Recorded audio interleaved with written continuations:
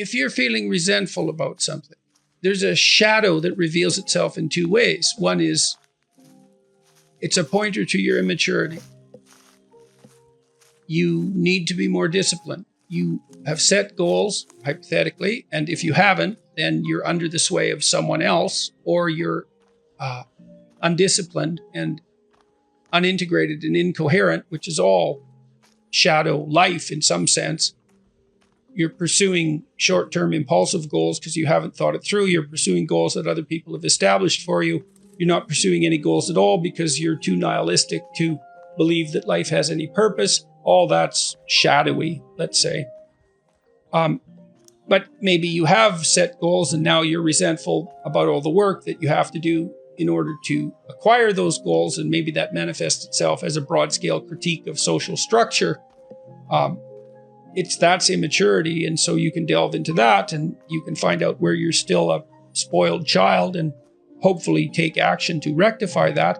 Or you may find that you're being compelled to do something that violates your integrity and you need to stand up for yourself and say something that you don't want to say. And then you may have to learn how to incorporate your anger into your actions so that you learn how to say no when you need to say no.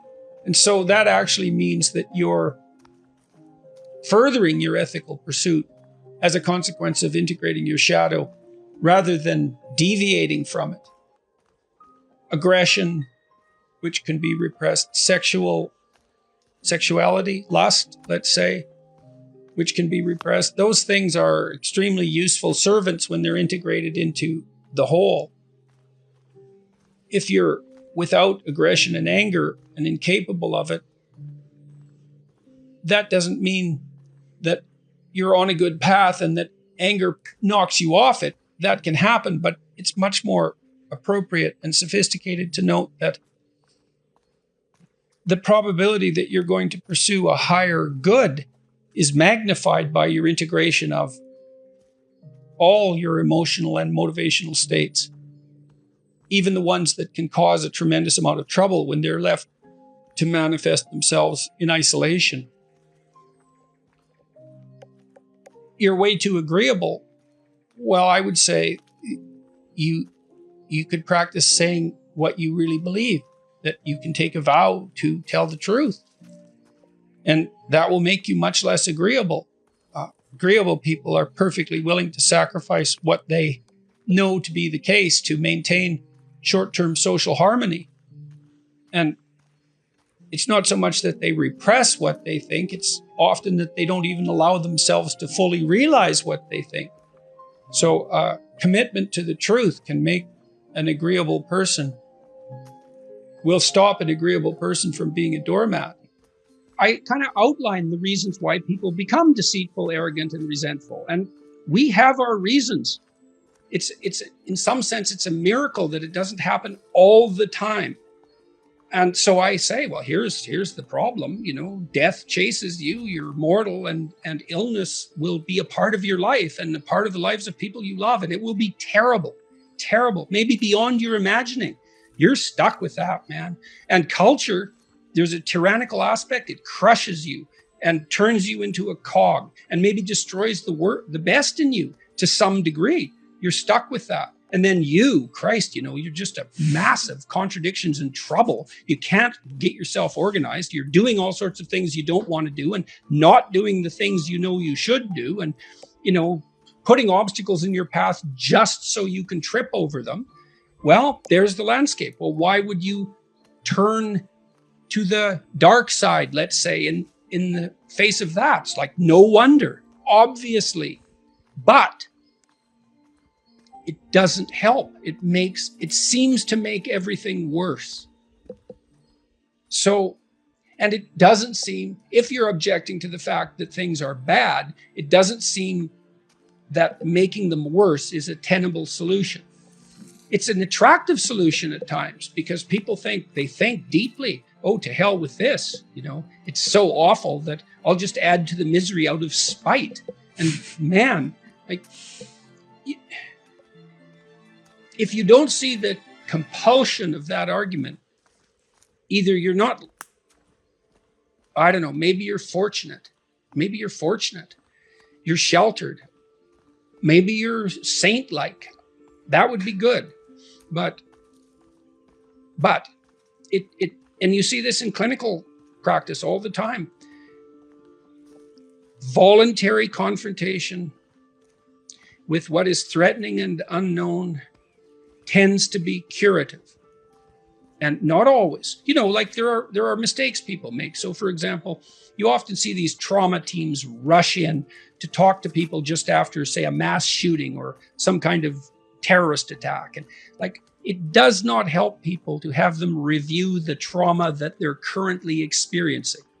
Not unless it's problem solving oriented. It can just make it worse. But if it's an old memory, well, then voluntary recall and explicit reformulation seems to be useful.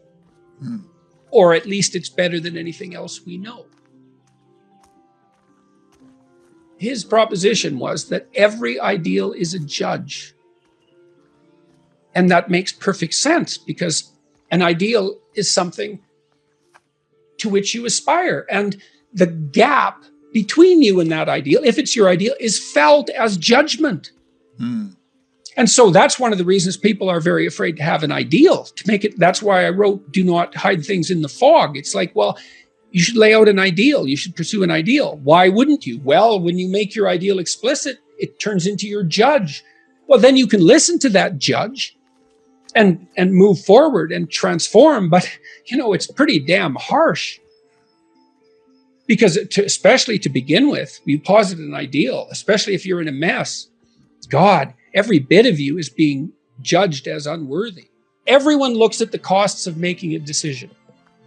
But almost no one looks at the costs of not making the decision. And the reason for that is like, well, you're sitting there right now and the sky isn't falling on you.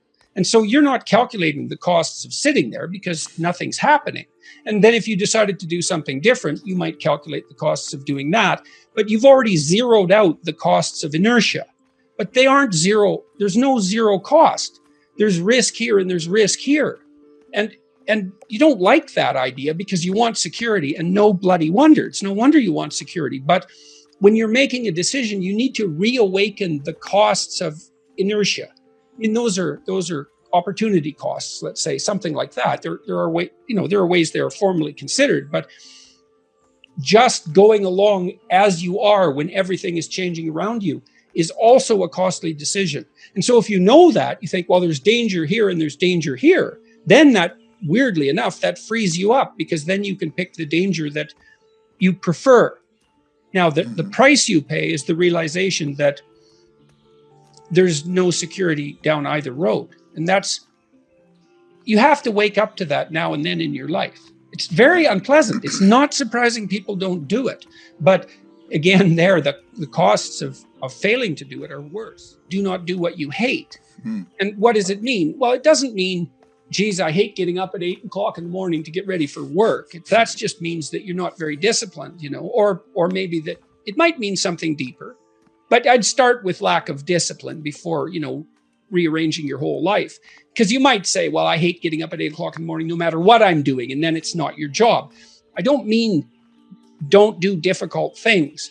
I mean, watch yourself. And if you see that you're doing things that make you hate yourself, then consider the cost of continuing. Just notice, because you're reporting to yourself, just like you just said. In some sense, that wasn't a voluntary decision. You noticed that you couldn't breathe unless you discussed this issue. It's like, well, why is that? You don't know. You can't control it even. I mean, you can not do it and pay the consequences, but you can't say to yourself easily, well, that's stupid. I should be able to breathe. Just because I haven't said this thing, that shouldn't stop me from breathing. But there it is.